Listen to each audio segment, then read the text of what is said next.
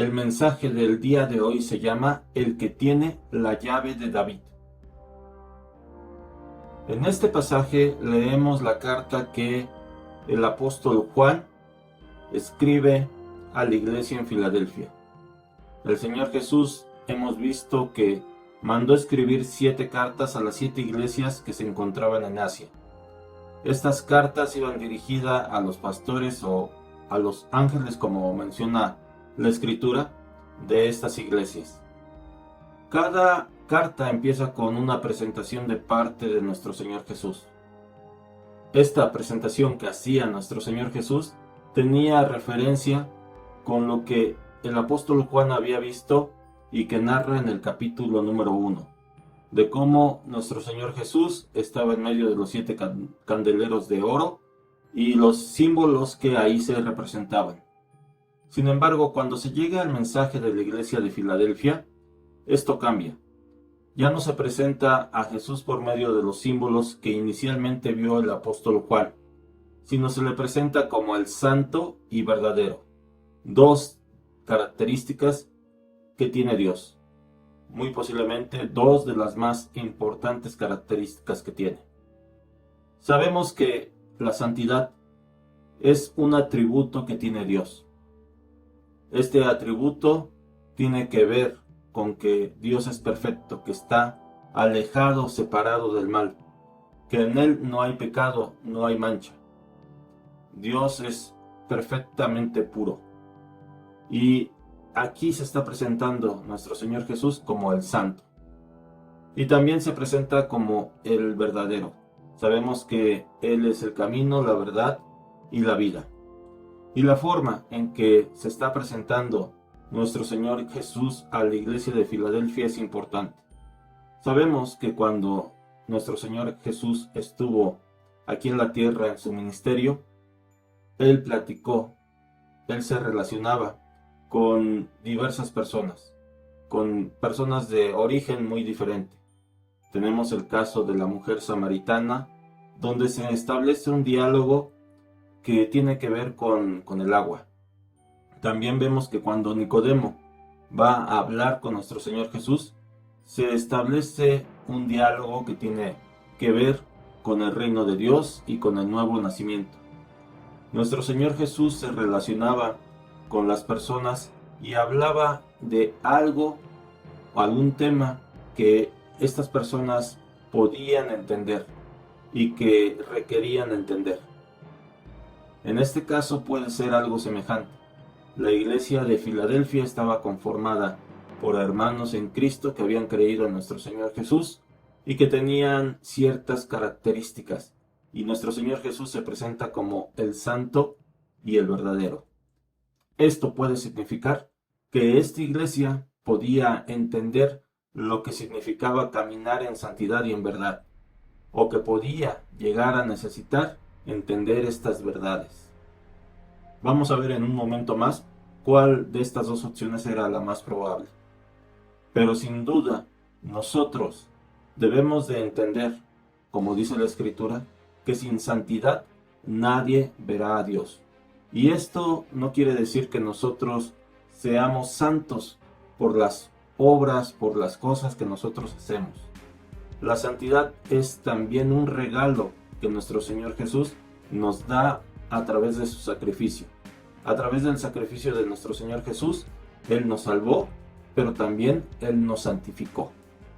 Entonces, si Él nos santifica, nos da la posibilidad de que un día estemos delante de la presencia de Dios y que lo podamos ver, y que lo podamos servir, y que podamos habitar donde Dios está.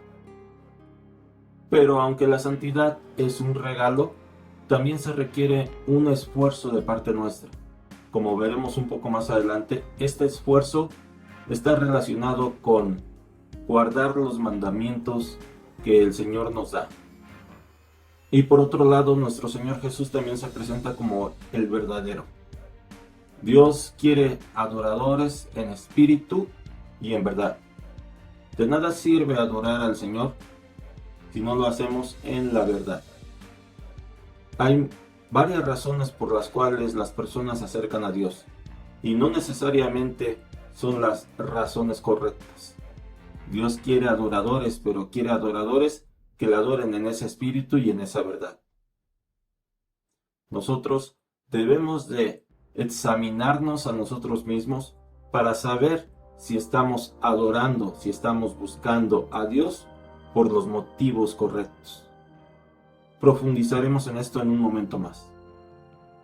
Además, en su presentación a la iglesia de Filadelfia, nuestro Señor Jesús se presenta como el que tiene la llave de David, el que abre y ninguno cierra, y cierra y ninguno abre. ¿Qué significa esa frase? Esto lo podemos entender si leemos en el Antiguo Testamento el libro del profeta Isaías capítulo número 22. Isaías capítulo número 22 del versículo 15 al 24. Dice así la palabra del Señor.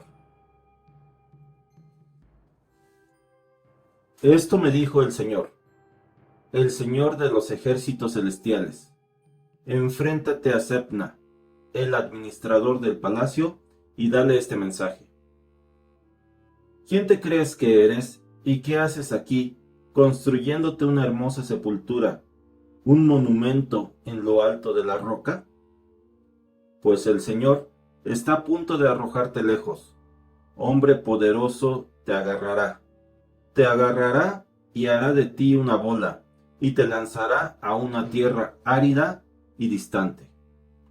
Allí morirás, y tus gloriosos carros de guerra quedarán rotos e inútiles. Eres una vergüenza para tu amo. Sí, te sacaré de tu puesto, dice el Señor. Te derribaré de tu elevada posición, y entonces llamaré a mi siervo Eliaquín, hijo de Hilcías, para que te reemplace. Lo vestiré con tus vestiduras reales, y le daré tu título y tu autoridad, y será un padre para el pueblo de Jerusalén y de Judá. Le daré la llave de la casa de David, la posición más elevada dentro de la corte real. Cuando él abra puertas, nadie podrá cerrarlas. Cuando él cierre puertas, nadie podrá abrirlas. Le traeré honor al nombre de su familia, porque yo le pondré firmemente en su lugar, como un clavo en la pared. Le darán grandes responsabilidades, y él les traerá honor, incluso a los miembros más humildes de su familia. En esta lectura que acabamos de hacer, vemos que hay dos personajes. Uno es Sebna y otro es Eliaquim. Sebna fungía como administrador del palacio. Y por lo que se entiende de esta lectura, Sebna estaba haciendo cosas que eran incorrectas. Estaba usando el dinero del palacio, el dinero del rey, para construirse una tumba y para construir carros de guerra. Para que esa tumba para que a través de esa tumba y de esos carros, él tuviera honor y prestigio. En cierta forma se estaba comportando como los faraones, que hacían grandes obras para construir sus tumbas y que tenían grandes ejércitos para tener poder. Sin embargo, Sebna no era el rey, era solamente el administrador del palacio. Y esta corrupción que Dios vio en Sebna fue juzgada y fue condenada. Y le dice a Sebna que va a ser sustituido. Vemos que Sebna era una vergüenza, como dice aquí la escritura, era una vergüenza para su amo.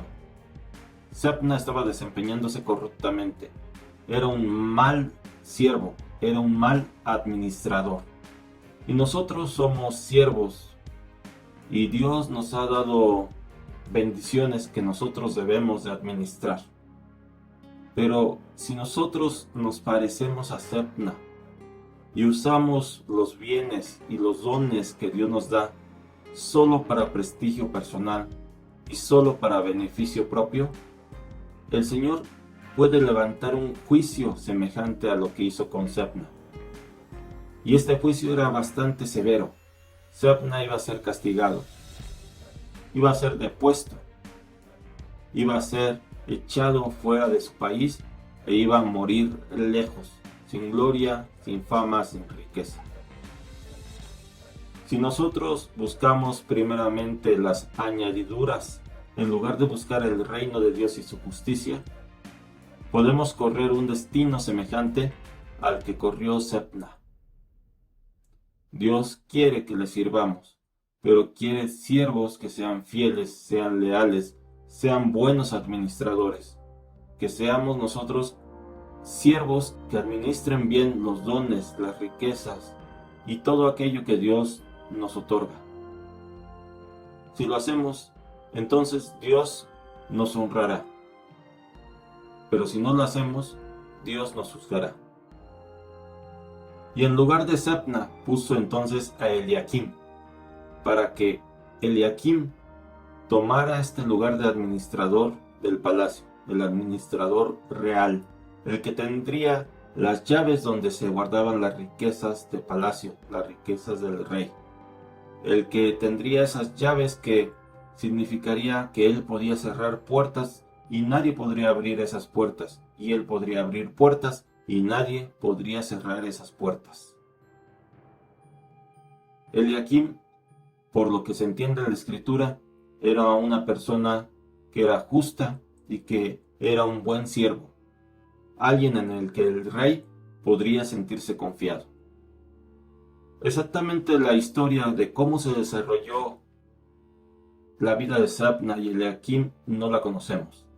Hay algunos pasajes bíblicos que nos pueden dejar entrever que posiblemente en palacio hubo intrigas. Uno de ellos está en 2 de Reyes capítulo número 18 versículo 18, donde nos dice lo siguiente: mandaron llamar al rey Ezequías, pero el rey envió a 3 funcionarios a recibirlos: Eliakim, hijo de Hilcías, administrador del palacio; Sebna, secretario de la corte; y Joa, hijo de Asaf, historiador del reino. Por lo que nos dice aquí la escritura, cuando surgió una crisis con los asirios, fueron enviados estos 3 personajes.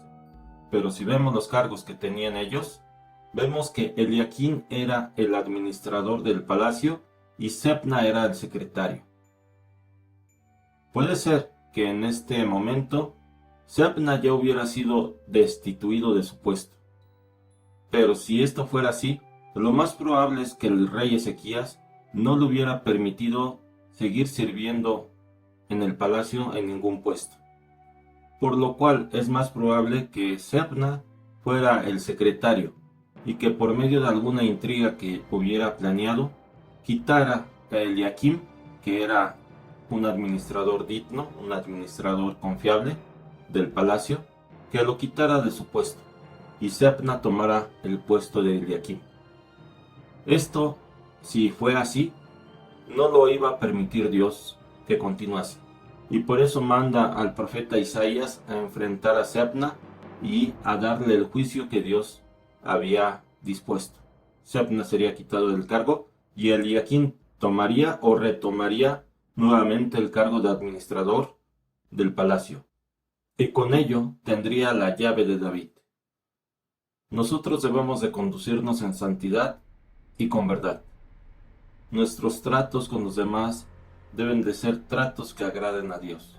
Debemos de ser justos y verdaderos. Debemos de guiarnos por la palabra. En nuestros días, tanto en los trabajos, incluso en las iglesias, hay gente que es deshonesta, gente que se parece a Sebna, que hace hasta lo imposible y hace todo lo que es indebido para procurar un mejor puesto, una mejor prestación, un mejor salario. Sebna trató y logró llegar a ser el administrador real. Llegó a tener la llave de David, pero también llegó a tener el juicio de Dios por su comportamiento. No vale para Dios el actuar de cualquier forma para lograr los fines que queramos. No vale para Dios el actuar de cualquier forma para incluso lograr fines que decimos que Dios persigue. Si nosotros no actuamos conforme a la voluntad de Dios, por más que nosotros pongamos de pretexto a Dios, Dios nos va a juzgar. ¿De qué serviría a nosotros que somos pastores, a los cuales Dios nos ha confiado el apacentar a sus ovejas, el apacentar a su iglesia? ¿De qué nos serviría que nuestros congregantes, las ovejas que se reúnan en nuestras iglesias, tuvieran tumbas hermosas, pero nosotros no les predicáramos la verdad? ¿De qué serviría de que nuestros congregantes tuvieran carros del año, así como Sepna tenía carros de guerra, si nosotros no les predicamos la verdad? ¿Dónde quedarían estas ovejas? Morirían y estarían enterradas, tal vez en sepulturas hermosas, pero ¿realmente estarían con Dios? Nosotros, como siervos de Dios, tanto si somos pastores como si somos maestros, como si tenemos algún puesto en la iglesia, o aunque no lo tengamos, debemos de conducirnos en santidad y en verdad. Si no lo hacemos, entonces Dios nos lo va a demandar. Nosotros no somos poseedores de la llave de David. Actualmente esa llave solamente pertenece y está en manos de nuestro Señor Jesús. Él es el único que puede cerrar y nadie abrir, y es el único que puede abrir y nadie cerrar. Nosotros somos siervos de nuestro Señor, y Él es el que nos abre o el que nos cierra puertas. Pero ¿en base a qué hace esto el Señor? Sigamos leyendo lo que dice Apocalipsis capítulo número 3. Versículo número 8. Yo conozco tus obras. He aquí he puesto delante de ti una puerta abierta, la cual nadie puede cerrar. Porque aunque tienes poca fuerza, has guardado mi palabra y no has negado mi nombre. El Señor Jesús empieza mencionando aquí: yo conozco tus obras. El Señor conoce todo lo que hacemos, todo lo que pensamos. Si estamos en la iglesia, Él lo sabe. ¿Qué cosa hacemos ahí en la iglesia? Si no estamos en la iglesia, estamos en el trabajo, o estamos donde estemos, Él conoce lo que nosotros hacemos, lo que nosotros decimos, lo que nosotros pensamos. Yo conozco tus obras. Y aquí no se especifica cuáles son las obras de la iglesia de Filadelfia. En otras de las cartas a las iglesias de Asia, sí se especifica cuáles son esas obras, pero aquí no se dice explícitamente. Sin embargo, sí se mencionan algunas características de esta iglesia. La primera de ellas es: porque aunque tienes poca fuerza. ¿Qué significa el tener poca fuerza? Creo que en forma individual lo podemos entender. Cuando nosotros, por enfermedad o por falta de alimentación adecuada, nos encontramos débiles, tenemos poca fuerza. Cuando estamos cansados después de un día de trabajo arduo, tenemos poca fuerza.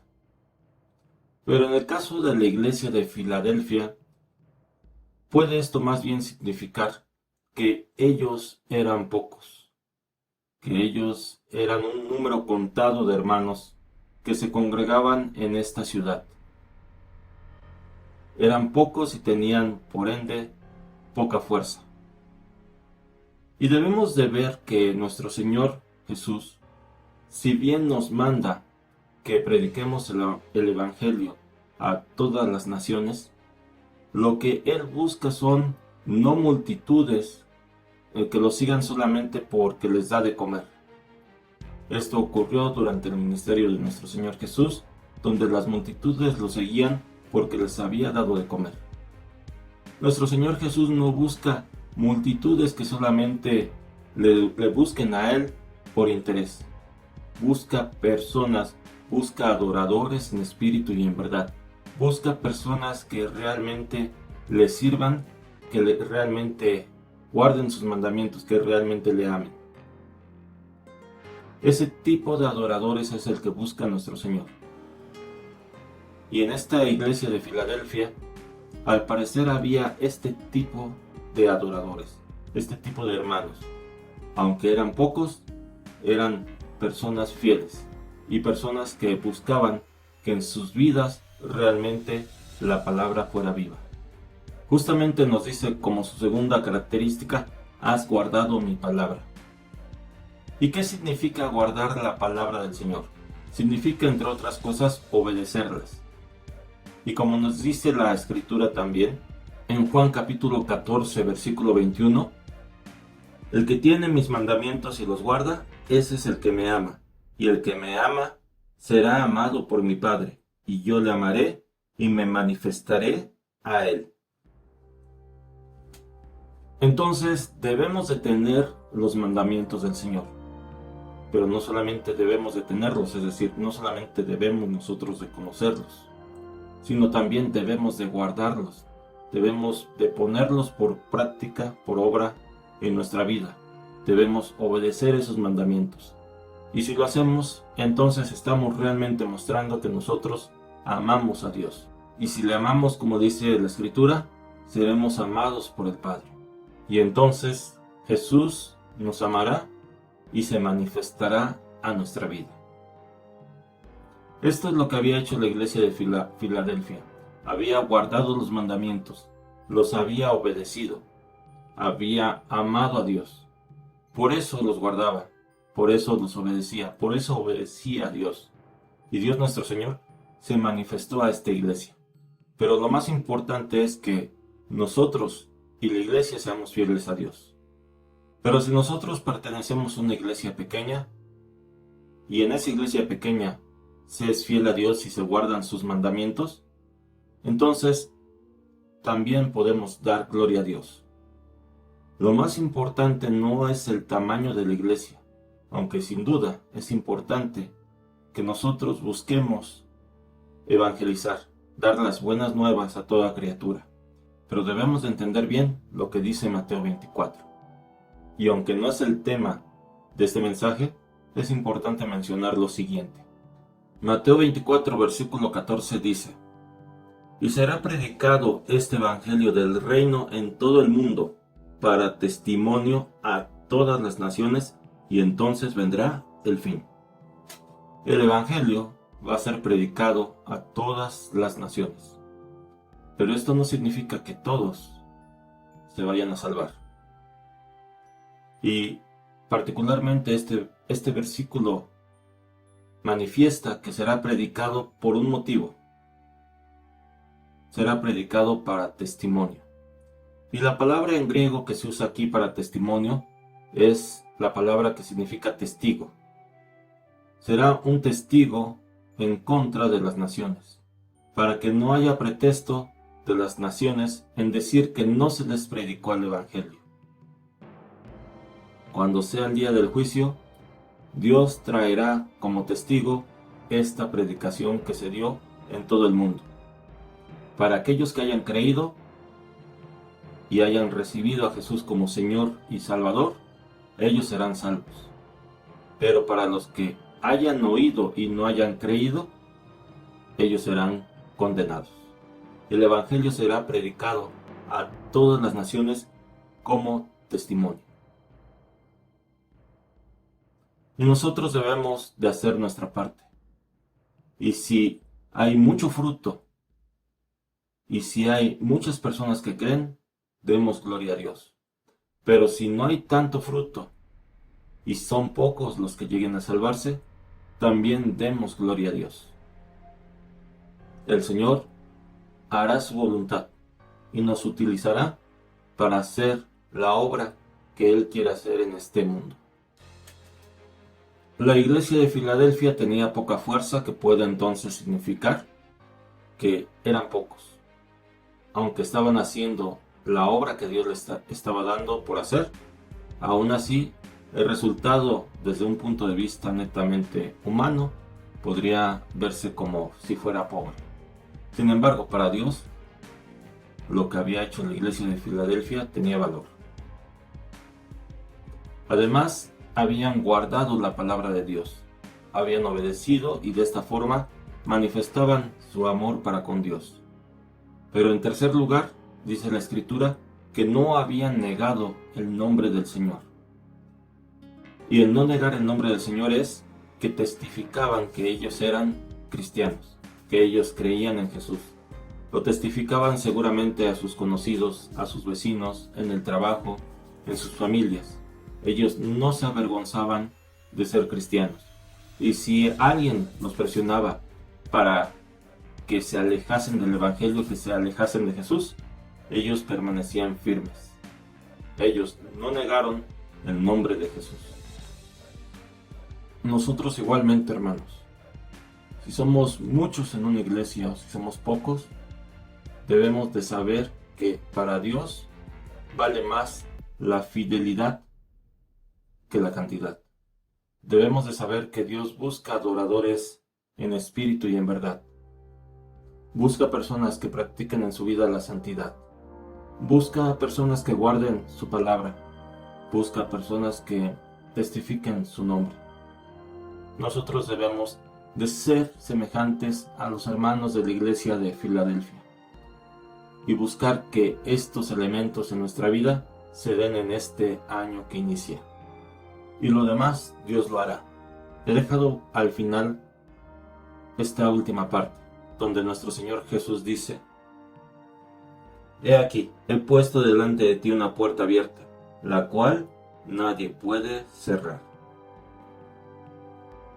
¿Cuál es esta puerta que el Señor dejó abierta a la iglesia de Filadelfia? ¿Cuál es esta puerta que nos gustaría que a nosotros nos abriera? Sin duda, cuando hablamos de puertas abiertas pensamos en muchas cosas. Algunos pensarán sobre dificultades económicas, las cuales quieren encontrar solución. Algunos pensarán acerca de problemas de salud, a los cuales quieren encontrar salida. Algunos pensarán en situaciones familiares, o algunos pensarán en la situación de la iglesia, o algunos pensarán en la situación del trabajo, donde quieren que Dios abra una puerta y dé la salida a esa situación. Y si bien debemos de orar al Señor por todas esas situaciones, aquí la palabra se refiere a otra cosa. Esta iglesia de Filadelfia buscaba hacer la voluntad de Dios. Esta iglesia de Filadelfia no negaba el nombre de Jesús. Esta iglesia de Filadelfia muy seguramente buscaba vivir en santidad y en verdad. Y entonces, por ende, esta iglesia de Filadelfia tenía como centro de su vida la voluntad de Dios. Buscaba hacer la voluntad de Dios. Y la voluntad de Dios es que cada persona conozca acerca del mensaje del Evangelio. Dios no quiere que nadie se condene, sino que todos procedan al arrepentimiento. Pero para que eso suceda, necesita personas que busquen hacer su voluntad. Y la puerta que el Señor abre, si bien nos abre en nuestra vida varias puertas para cubrir las necesidades que nosotros tenemos, Él quiere abrir una puerta para que nosotros podamos cumplir la misión que Él nos ha dado, para que nosotros podamos fungir como siervos, como administradores, que seamos fieles, que hagamos la tarea que Él nos manda hacer. Y esa tarea es el mensaje del Evangelio, predicar, compartir su mensaje. Pablo hablaba justamente de estas puertas abiertas cuando el Espíritu Santo le permitía compartir el mensaje en ciertas ciudades y había fruto. Esas son las puertas, o esa es la puerta que nosotros debemos de buscar. Buscad primeramente el reino de Dios y su justicia. Debemos de buscar que Dios abra esas puertas y todo lo demás vendrá por añadidura. Si realmente creemos en nuestro Señor Jesús, debemos de creer en su palabra y debemos de creer en sus promesas. No seamos como Sebna, que busquemos satisfacer nuestros propios deseos. Seamos como Eliakim, que realmente era un siervo fiel. Que nuestra vida sea de fidelidad a Dios. Nuestro Señor Jesús es fiel.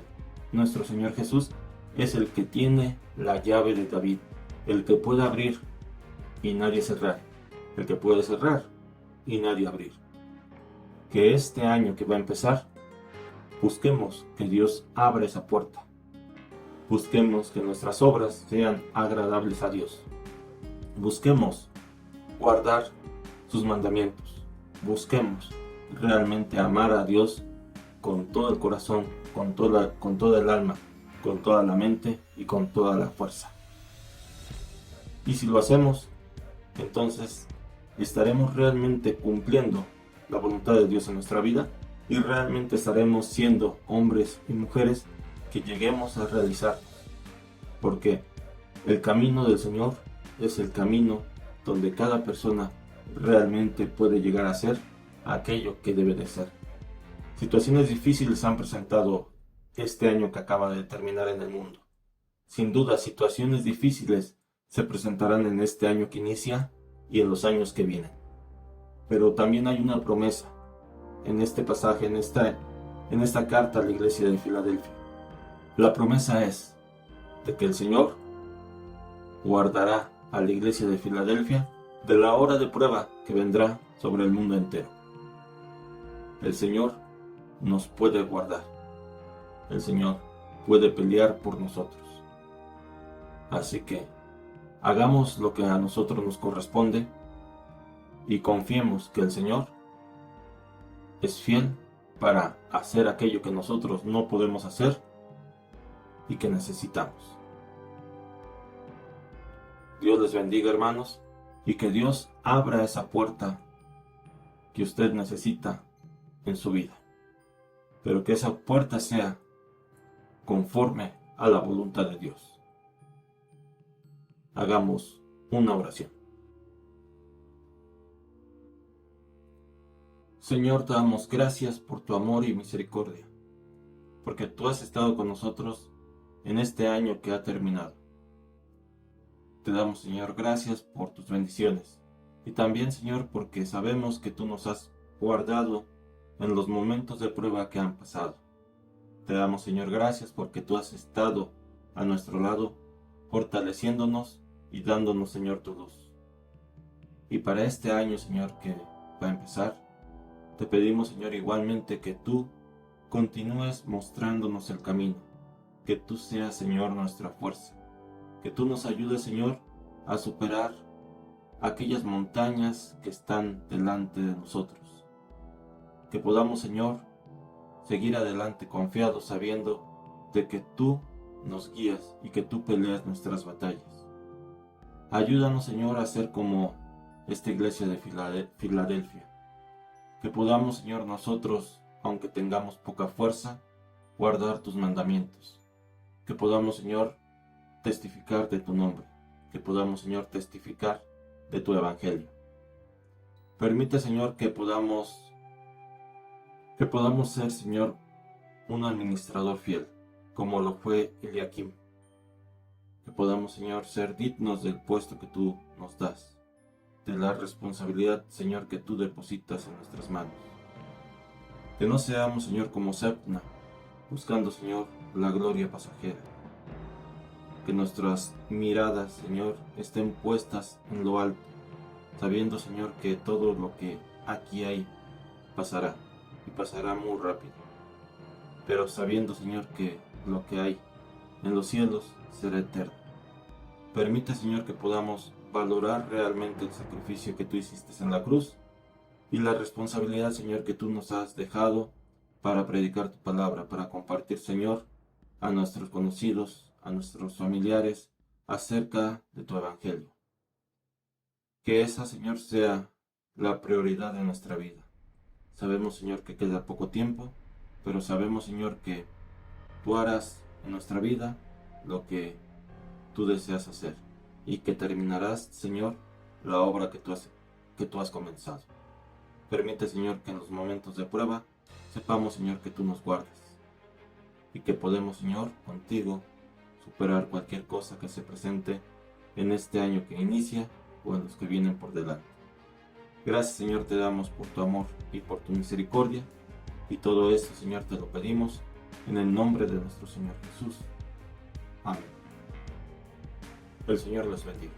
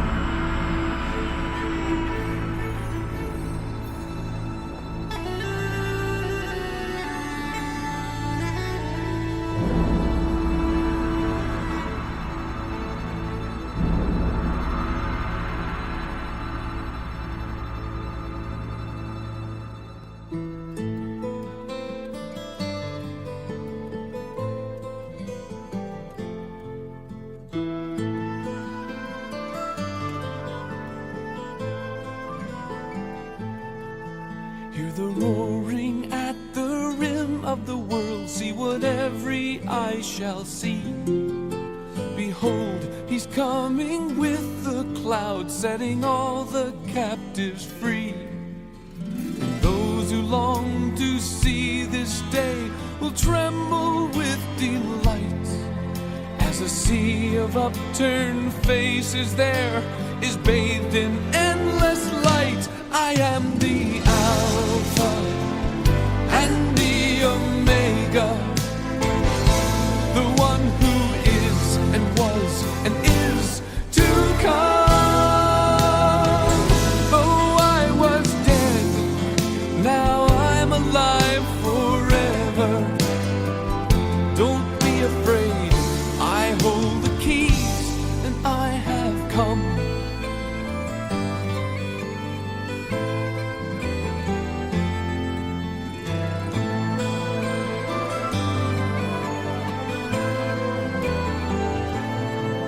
Once the just and gentle victim, who it seemed was born to die, see him now, a blaze of glory, as he moves across the sky.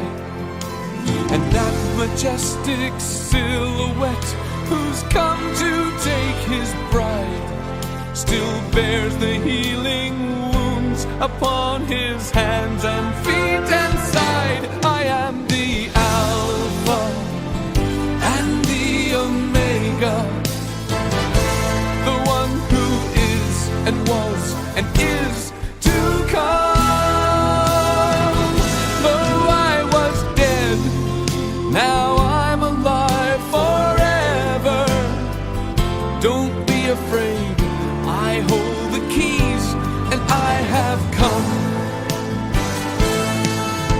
The great unveiling of our hope, the promised Jubilee, the revelation of our God, it's all we long to see. I am the Alpha and the Omega, the one who is and was and is to